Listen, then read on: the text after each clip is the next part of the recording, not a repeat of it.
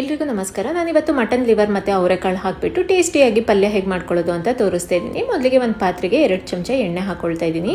ಎಣ್ಣೆ ಬಿಸಿ ಆದ ನಂತರ ಒಂದು ಕಟ್ ಮಾಡ್ಕೊಂಡಿರೋ ಈರುಳ್ಳಿ ಹಾಕಿ ಈರುಳ್ಳಿ ಲೈಟ್ ಗೋಲ್ಡನ್ ಬ್ರೌನ್ ಕಲರ್ ಆಗೋವರೆಗೂ ಫ್ರೈ ಮಾಡ್ಕೊಳ್ತೀನಿ. ನಂತರ 1 ಚಮಚದಷ್ಟು ಬೆಳ್ಳುಳ್ಳಿ ಶುಂಠಿ ಪೇಸ್ಟನ್ನು ಹಾಕಿ ಹಸಿ ಸ್ಮೆಲ್ ಹೋಗೋವರೆಗೂ 1 ರಿಂದ 2 ನಿಮಿಷ ಮತ್ತೆ ಫ್ರೈ ಮಾಡ್ಕೊಳ್ತೀನಿ. ನಂತರ 1/4 kg ಮಟನ್ ಲಿವರ್ನ ಕ್ಲೀನ್ ಮಾಡಿ ಇಟ್ಕೊಂಡಿದ್ದೀನಿ, ಅದನ್ನು ಹಾಕ್ಕೊಳ್ತಾ ಇದ್ದೀನಿ. ಹಾಗೆ ಒಂದು ಅರ್ಧ ಕಪ್ಪಿನಷ್ಟು ಅವರೆಕಾಳು, ರುಚಿಗೆ ತಕ್ಕಷ್ಟು ಉಪ್ಪನ್ನು ಕೂಡ ಸೇರಿಸ್ಕೊಳ್ತಾ ಇದ್ದೀನಿ. ಒಂದು ಅರ್ಧ ಚಮಚದಷ್ಟು ಅರಶಿನದ ಪುಡಿ ಸೇರಿಸ್ಕೊಂಡು 1 ರಿಂದ 2 ನಿಮಿಷ ಎಣ್ಣೆಲ್ಲೇ ಲಿವರ್ನ ಮತ್ತು ಕಾಳನ್ನೆಲ್ಲ ಚೆನ್ನಾಗಿ ಫ್ರೈ ಮಾಡ್ಕೊಳ್ತೀನಿ. ನಂತರ ಒಂದು ಪ್ಲೇಟ್ನ ಮುಚ್ಚಿ ಒಂದು 5 ನಿಮಿಷ ಬೇಯಿಸ್ಕೊಳ್ತೀನಿ. ಒಂದು 5 ನಿಮಿಷದಲ್ಲಿ ಅದೇ ನೀರು ಬಿಟ್ಕೊಂಡು ಬೆಂದಿರುತ್ತೆ, ಒಂದು 1/4 ಭಾಗದಷ್ಟು ಬೆಂದಿದೆ. ಇವಾಗ ನಾನು ಇದಕ್ಕೆ ಮಸಾಲನ ಸೇರಿಸ್ಕೊಳ್ತೀನಿ. ಸಾರಿಗೆ ರುಬ್ಬಿಟ್ಕೊಂಡಿರೋ ಅಂಥ ಮಸಾಲನ ತೊಗೊಂಡಿದ್ದೀನಿ, 2 ಚಮಚದಷ್ಟು ಹಾಕ್ಕೊಳ್ತಾ ಇದ್ದೀನಿ.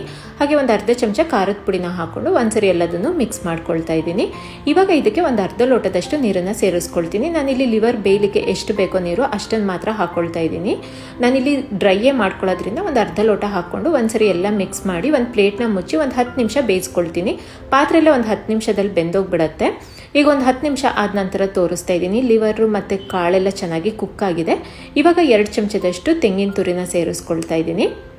ಹಾಗೆ ಕಟ್ ಮಾಡ್ಕೊಂಡಿರೋ ಅಂಥ ಕೊತ್ತಂಬರಿ ಸೊಪ್ಪನ್ನು ಹಾಕ್ಕೊಂಡು ಒಂದ್ಸರಿ ಎಲ್ಲದನ್ನು ಮಿಕ್ಸ್ ಮಾಡಿ ಒಂದು 2 ರಿಂದ 3 ನಿಮಿಷ ತೆಂಗಿನ ತುರಿದೆಲ್ಲ ಹಸಿ ಸ್ಮೆಲ್ ಹೋಗೋವರೆಗೂ ಬಾಡಿಸ್ಕೊಂಡ್ರೆ ಟೇಸ್ಟಿಯಾಗಿರೋ ಮಟನ್ ಲಿವರ್ ಪಲ್ಯ ರೆಡಿಯಾಗಿದೆ. Thank you for watching.